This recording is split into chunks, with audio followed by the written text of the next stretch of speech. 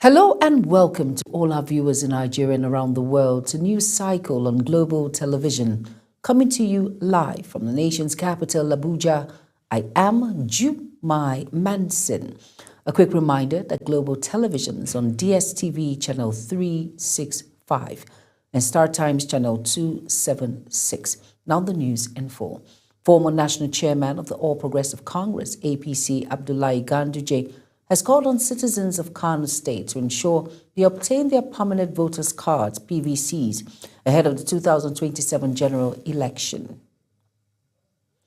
Ganduje made the call while addressing party stakeholders and executives from the 44 local government areas of the state during a strategic meeting held in Kano. The former chairman said the meeting served as an opportunity to reaffirm the party's support for President Bola Ahmed Tinubu, adding that preparations must begin early for a successful outing in the next poll.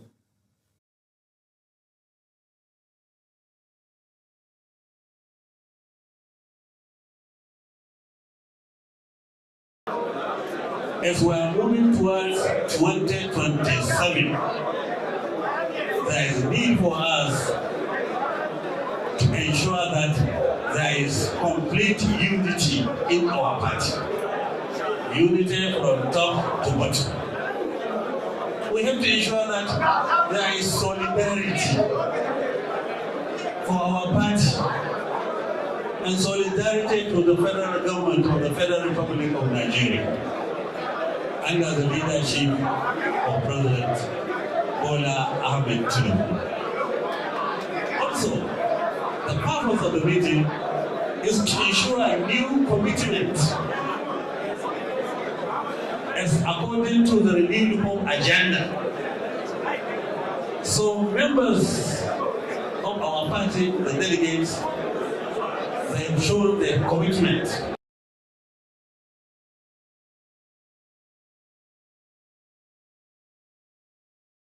He further urged party executives to remain visible, accessible, and committed to grassroots mobilization to strengthen the party's presence across the state. President Bola Ahmed Tinubu has announced rescue of 38 worshippers abducted in Eruku, Kwara State, and 51 out of the missing students of the Catholic school in Niger State.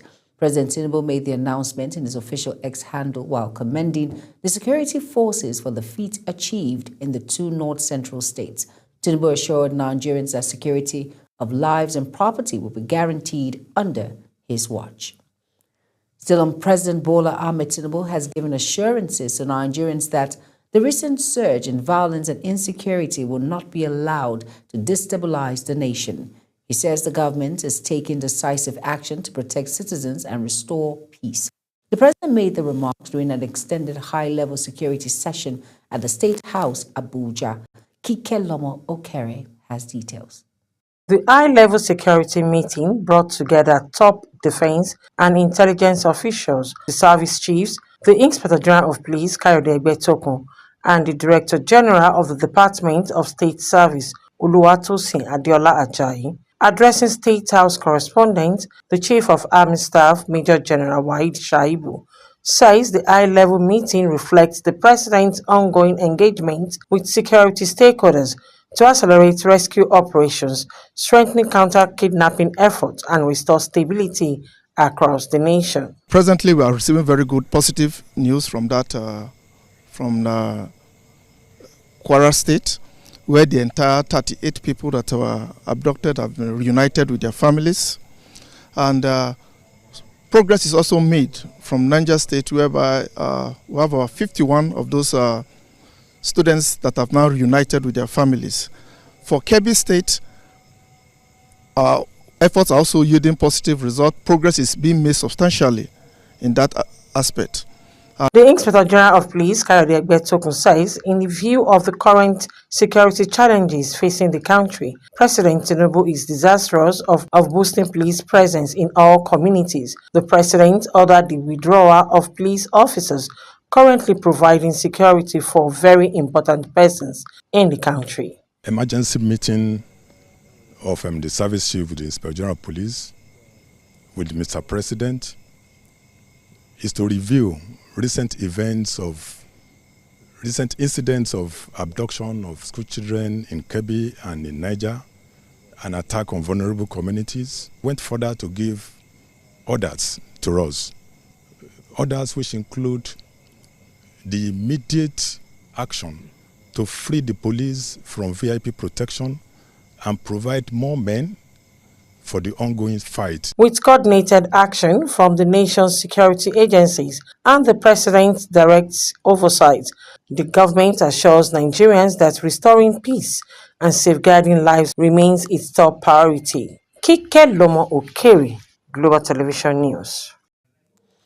The People's Democratic Party, PDP, has expressed worry over the rise in insecurity across the country. This comes as over 300 students and staff were abducted in Niger State and 25 students kidnapped in Kebbi within 1 week. Our correspondent Ubong Usoro reports.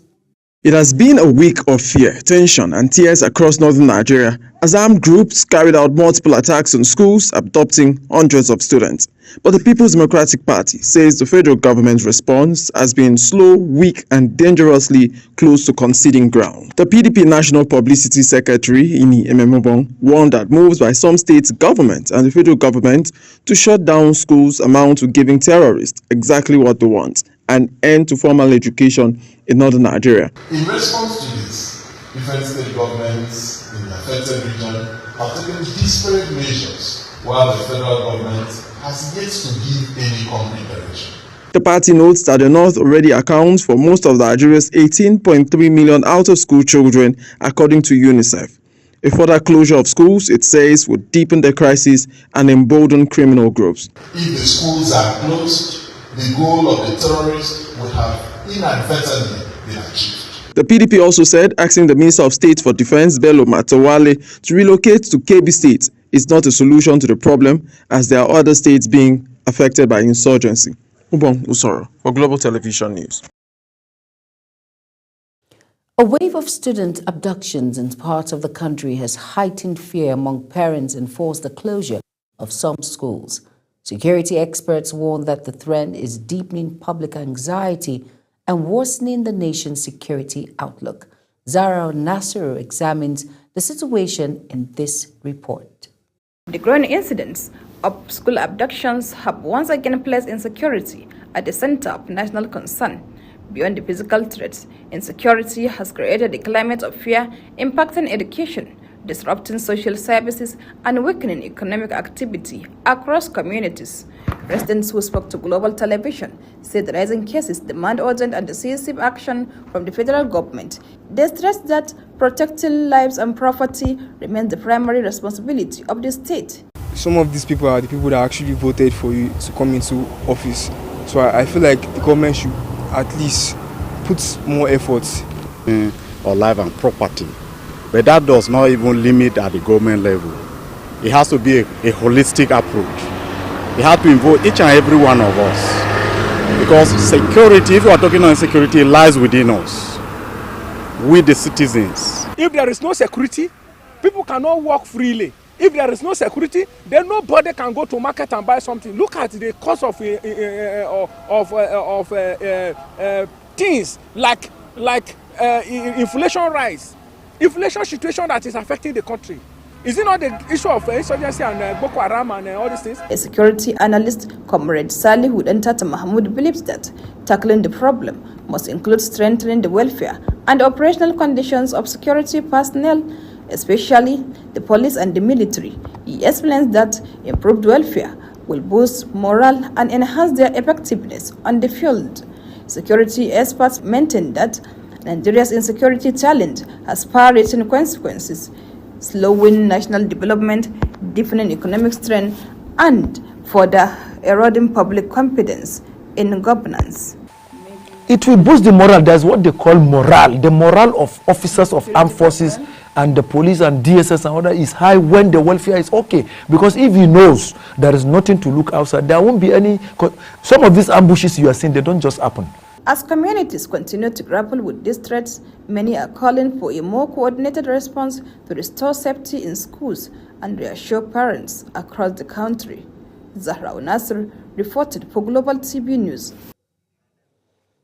The Zamfara state government says it is not considering shutting down schools despite rising insecurity across parts of the country.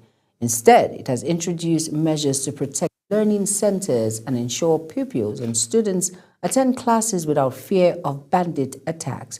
The State Commissioner for Education, Science and Technology, Wadatu Madawaki, stated this while addressing journalists at an event organized by the Federated Association of Zamfara State Students in Gusau, the state capital. Sadiat Garba has details. The recent abduction of 25 students of Government Comprehensive Secondary School Maga in Danko Wasagu local government area of Kebbi State, as well as the attack on St. Mary Catholic School in Niger State, has forced some states to shut down schools as a precautionary measure. But the Zamfara state government insists it will not follow that path. Instead, it says it is strengthening security around schools to prevent bandit attacks. Commissioner for Education, Science and Technology, Wadato Madawaki, explained that many of the states closing schools operate boarding schools, while Zamfara now runs mainly day schools due to insecurity. He noted that some schools that were previously closed in the state remain shut down until security improves. The security of the children, the security of the students is well taken care of. We are in contact with all the security agencies, and they are giving us all the necessary support that we are asking for to ensure that as our schools continue to operate. The students' body, the Federated Association of Zamfara State Students, emphasized that implementing local scholarships will help students concentrate on their studies without financial distraction. We have been battling with that very issue. There is no single month that as student leader you will not receive a complaint or complaints from students in regards to the issue of registration. So we were advocating and calling on the Zamfara State government to please revive the scholarship scheme. The Executive Secretary of the Zamfara State Scholarship Board, Professor Rashida Liman, highlighted ongoing efforts by Governor Dauda Lawal's administration to enhance students' welfare and improve scholarship support for those in tertiary institutions. So concerning scholarship, we're doing everything possible to ensure that we do not leave any students behind. So far, so many things have been done already. I can give you a few instances of what His Excellency Dr. Dauda Lawal has been able to do in this short time of his administration. Just recently, some students were given scholarship in Nigerian Aviation College to study as pilots. The students also used the platform to recognize Governor Dauda Lawal's government official and distinguish Zamfara citizens for their contribution to the education development of the state. Saadat Garba for Global Television. The National Assembly Legislative Aids Forum moves to strengthen collective desire to pursue parliamentary and democratic development in Africa by organizing a maiden conference comprising all African countries practicing democracy. The chairman of the forum, Emeka Umola, made this known during a news briefing in preparation towards the maiden conference intended to hold in Abuja soon. Topsy Gimba has more. Emeka Umola said that the forum is not unaware of the collapse of democracy in some African nations, resulting in the return of military governance in countries such as Niger, Gabon, Mali, Burkina Faso, thereby making parliamentary structures in some African nations struggling due to weak democratic institutions. He said these worrisome realities echo the urgent need to prioritize initiatives desired to strengthen African legislative aids to play efficient role to consolidate democracy in the region. We are not unaware of the collapse of democracy in some African nations, resulting in the return of military governance in countries such as Niger, Gabon, Mali, Burkina Faso, and so on. It is also evidence-based that parliamentary structures in some African nations are struggling due to weak democratic institutions.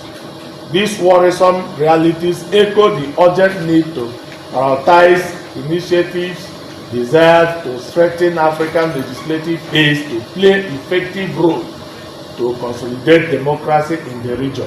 Emeka Umola said the planned conference will also explore the growing strategic roles of legislative aids in legislative research, democratic accountability, digital governance, and institutional performance as critical areas to build desirable legislative aids assets. It is important to note that this initiative is largely significant in the history of Africa.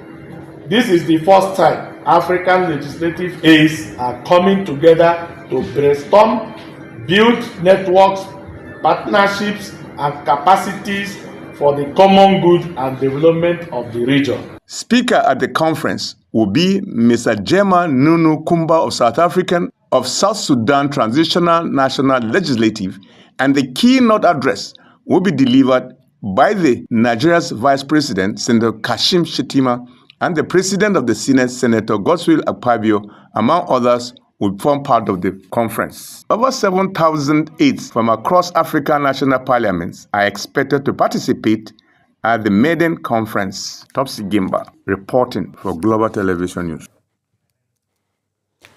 A powerful symposium aimed at empowering young women and addressing critical social issues, including teenage pregnancy and its impact on families and communities, has brought together students, advocates, and filmmakers in the FCT. Global Television's Sadia Yakubu has the details. It was an afternoon of reflection, dialogue and advocacy as women and youth gathered for Women's Voices in Focus, a symposium and film screening dedicated to amplifying the stories and struggles of girl child. Convener and film producer Maimuna Abaji Yahya said education remains the most powerful tool for empowering girls, with the theme, Hear Her Story, Women's Voices Amplified. She appealed to parents, most especially mothers, to listen to their daughters rather than reject them, stressing that many teenage mothers face harsh discrimination that can lead to depression or even suicide. And as an actor and a movie producer, I am looking at producing my next movie on the issue of unwanted pregnancies, teenage unwanted pregnancies. You would wonder why I am particular about that. It bothers me to know that when a woman gets pregnant out of wedlock too early, it becomes her crime. There is stigmatization and isolation that goes with it. Maimuna also urged teenagers to prioritize self-development and avoid risky behavior, emphasizing that guidance is needed for both girls and boys. Artistic director of NESPA Art Studio, Adejo Ibrahim, described teenage pregnancy as an issue that requires open conversation. He said the problem is deeply connected to parenting, exploitation, and the victimization of young people, all of which must be confronted to protect the next generation. Teenage pregnancy, as we know, is one of the major challenges that we are facing in our society. It borders on parenting, it borders on child molestation and victimization. It is also one of those issues that have continued to lead to social dysfunctionality of some young people and even adults today. The event drew students from several secondary schools as well as dignitaries from across the country, all united in the call to uplift women's voices and promote safer, healthier communities. Sadia Yakubu, reporting for Global Television News. You are watching the live broadcast of News Cycle. When News Cycle returns, federal government ends pioneer incentive tax exemption for businesses. Details coming shortly, plus business and sports stories on the other side of this break. Please stay with us.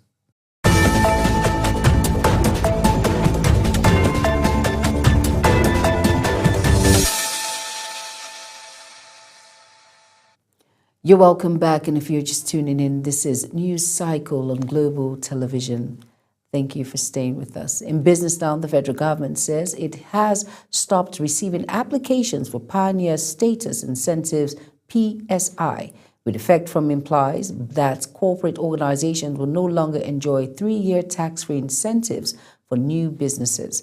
And the Nigerian Investment Promotion Commission said the move is part of preparations for the full transition to the new Economic Development Tax Incentive Scheme, which will officially take effect on January 1st, 2026. The Commission also encouraged corporate organizations and investors to act promptly in line with the new tax incentive framework and further recommended that both existing beneficiaries and new applicants consult with the Commission to ensure a seamless transition and compliance with the requirements of the EDTI scheme. In a bid to reduce carbon emissions in the barest minimum in the nation's maritime sector, the Nigerian Maritime Administration and Safety Agency has showcased a pioneer public-private partnership model for African maritime decarbonization with the establishment of the Nigerian Maritime Continuous Emissions Monitoring System at the 2025 UN Framework. Climate change in Belém, Brazil. Now, in a statement by the Deputy Director, Head Public Relations at NIMASA, Osage Edward, the agency made the presentation on the sidelines of conference at an event it hosted. The statement added that the event highlighted Nigeria's commitment to advancing the International Maritime Organization's energy transition strategies through digital innovations. And on the foreign news now, with the strike of the symbolic gravel, South African President Cyril Ramaphosa has closed the first G20 summit to be held on the African continent. The gathering broke with tradition by issuing a leaders' declaration on the opening day of talks, despite fierce opposition from the United States. It has been critical of South African agenda for the G20 that largely focus on climate change and global wealth inequality. Ramaphosa said the declaration from this weekend's summit reflects a renewed commitment to multilateral cooperation. The head of the Sudanese Armed Forces has rejected a ceasefire plan presented by the Quad, alleging that the United Arab Emirates' involvement in the Quad is biased and that the proposal aims to eliminate the army. Now, the UAE has long rejected accusations that it is arming and funding the RSF. It slammed a Sudanese move to file a case against it in the International Court of Justice, calling the charges a cynical publicity stunt. In response, on Monday, the UAE's Minister of State for International Cooperation, Rembrandt Abraham Al-Harunsi, accused Al-Brahim of consistently obstructive behavior. In sports news, our Nigerian has named a 12-man squad for the first window of the 2027 FIBA Basketball World Cup African qualifiers as the Tigers prepare to open their champion in Tunis Coach Abdurrahman Mohamed confirmed the roster ahead of the team's departure, with Nigerians set to play their Group C fixtures against host Tunisia on Thursday. The group also includes Rwanda and Guinea, with matches scheduled against them on November 29th and 30th, respectively. Still on sports, as the last women's football international window in 2025 begins, 10-time African champions, the Super Falcons, are at risk of missing the opportunity to regroup, as the Nigerian Football Federation is still making frantic efforts to organize friendly matches for the team. The international break runs from Monday, November 24th to Tuesday, December 2nd, allowing countries to play at least 2 matches. While Nigeria is yet to organize any official match for the window, Ghana have booked a date with England on December 2nd. 6-5 and Star Times Channel 276. Kindly follow us across all social media platforms now showing on your screen by using @GlobalTVNG. I am Jumai Manson. Thank you for watching. Good evening.